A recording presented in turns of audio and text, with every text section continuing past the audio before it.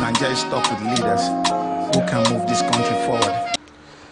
Yes, everybody, how are you? So I was saying before the network went out the first time I attempted the live broadcast, that if you have $100, and I mean it, I will go to Ijamido River and I will pray. I will mention your name and I will pray for you, and you will see sign. Trust me. Just $100. You know why? I just want to feel the moment and use that money for an impact. Because this report on the paper you're seeing right now says dollar is now 590 naira. A dollar is now 590 naira. So it makes a whole lot of sense to me. But it is also a threatening situation.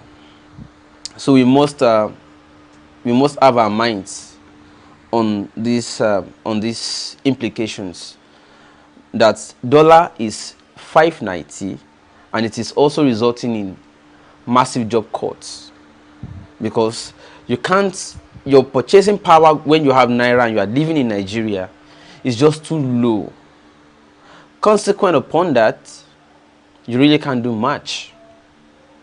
And then we are facing implications.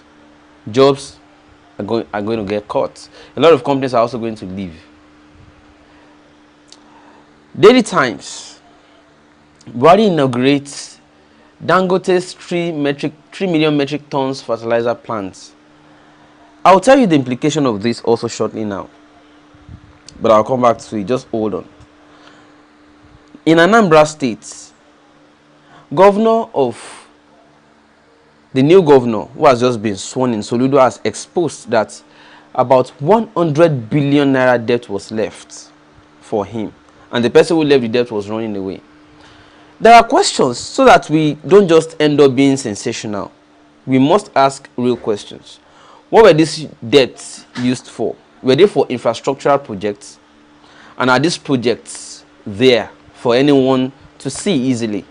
Or is it the other way, where the funds embezzled? There is a practice that we all understand, that when somebody is leaving office, in most cases, you see them quickly tidying up. Nigerians are Nigerians for who Nigerians are, trying to steal as much as they can before they leave office. But at the same time, we don't want to see that as the case because it needs to be investigated. In Obiano's case, we are not saying that is the story, but we are saying we also know that things like this happen. So investigation is important. But Soludo shouldn't just come out and make this allegation at the same time. As he at least checked whether the debts were incurred in order to procure development for the state. I'm just being objective. I mean, let's be real. Now, this is the 6th time Atiku would be declaring interest. Now, that's a record. That's a record. The 6th time somebody is coming out to say, I must be president. Now, what do you call that? Some would say is desperation. Others would say is determination, or focus, or tenacity. Whatever you think that is, what is it? But this is the 6th time.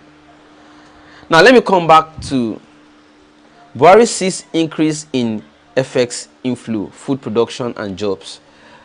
This is where I am interested, so that it's not every time we just come here and complain or criticize. We must also show opportunities to ourselves. Because at every time, like I always tell comrades, every time you come out to complain about situations in the country, there are some people who are seeing advantages in that. Alright?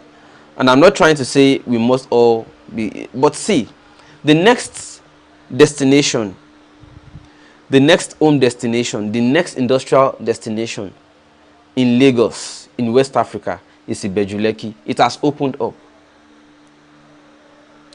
Now, with this opening of the fertilizer plants by Dangote, there's a whole lot that is going to happen around that axis, that region.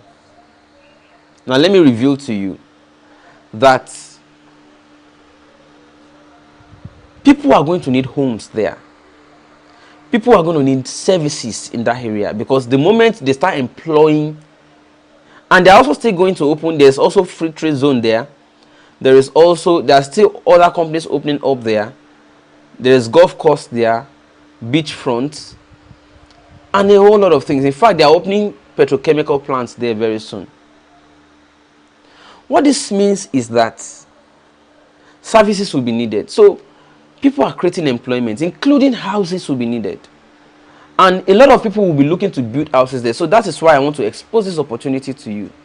That the innovative home solution we're talking about is not just smart estates or green home. It is also located at the heart of the Lagos future, West African future destination. I want you to listen again.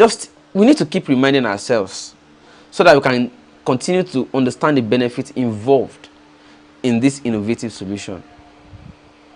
I'll leave it here for you. Just listen to this. Abiodun Akinyemi, a man who is looking to solve the big chunk of the housing crisis that we have in Nigeria by making affordable, self-sufficient homes. This kind of homes are becoming more and more popular, by the way, because they are efficient and they are environmentally friendly, and then it costs less to make them if you think about it in the long run. Anyway, before I tell you about the smart homes that he's building, let me tell you a little bit about his story. He's based in Canada right now, and he decided to build a house in Lagos, Nigeria, where he's from. But upon making inquiries, the cost of building a house has increased significantly since he moved to Canada. So instead of using concrete brick throughout his construction, he substituted it with laterite, and he was able to save 30% of the construction cost. Laterite has a lot of advantages, by the way, including warming your home during the cold weather, cooling your home in the hot season. It's cheaper because it's readily available. It's everywhere in Nigeria. It has high clay content, which means it can hold more water. Laterite gives you better air quality. So if you build your house with laterite, you can breathe in better air quality. You can even recycle it. So if you build a house with laterite and you don't like it, you can break down the house and use the brick to build another house. And that's just to name a few of the advantages. But